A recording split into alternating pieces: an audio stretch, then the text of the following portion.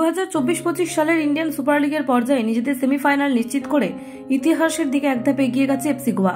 ইতিমধ্যে দ্বিতীয় স্থানে নিজেদের অবস্থান নিশ্চিত করেছে মানালো মার্কুয়েজের দল। এখন তাদের নজর লিগের শেষ দুটি ম্যাচের দিকে। সেখানে তাদের প্রতিপক্ষ মোহামেডান এসসি এবং মোহনবাগান সুপার জায়ান্টের বিরুদ্ধে। তবে এটি কোনো সাধারণ ম্যাচ নয়, যদিও তারা ইতিমধ্যে প্লে অফে পৌঁছেছে। গোয়ার মনোভাব তবুও অত্যন্ত তীক্ষ্ণ। মিডফিল্ডার রোল্লিন বর্গেস বলেন, হ্যাঁ, আমরা ইতিমধ্যে দ্বিতীয় স্থানে অবস্থান করছি, কিন্তু যখন আমরা মাঠে নামবো তখন একমাত্র বিষয় হবে জয়। এটি কোনো ব্যাপার নয় আমরা কার বিরুদ্ধে খেলবো।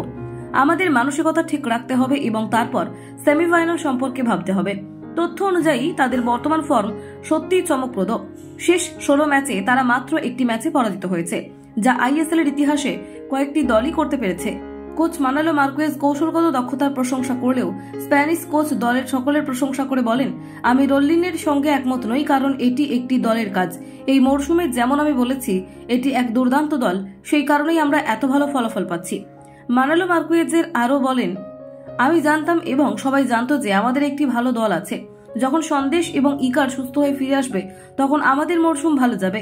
আমি হয়তো আশা করিনি যে আমরা 4টি ম্যাচ বাকি থাকতে প্লে অফে পৌঁছাবো এবং 2 ম্যাচ বাকি থাকতে দ্বিতীয় স্থানে পৌঁছাবো, কিন্তু যেহেতু আমাদের দল এবং ড্রেসিং রুমের পরিবেশ ভালো, তাই খারাপ মরশুম কাটানো খুব কঠিন। এফসি গোয়া এখন প্লে অফে এক ইতিহাস গড়তে চলেছে, আর তাদের লক্ষ্য শুধু লিগের সেরা দল না হয়ে কাপ জয়ী দল হওয়া। কোচ মানালো মার্কুয়েজ অবশ্য জানিয়ে দিয়েছেন যে পরবর্তী ম্যাচগুলোতে দলের মনোভাবেই সবচেয়ে বড় চ্যালেঞ্জ হবে। তিনি বলেন, এটা খুবই কঠিন, কারণ আমরা জানি যে আমরা দ্বিতীয় স্থানে রয়েছি, কিন্তু তারপরেও প্রতিটি ম্যাচই কঠিন। সবাই জানে যে এইভাবেই মনোযোগ ধরে রাখা কঠিন, বিশেষ করে যখন সেমিফাইনালে যাওয়া নিশ্চিত হয়ে যায়। কলকাতা 24/7.in।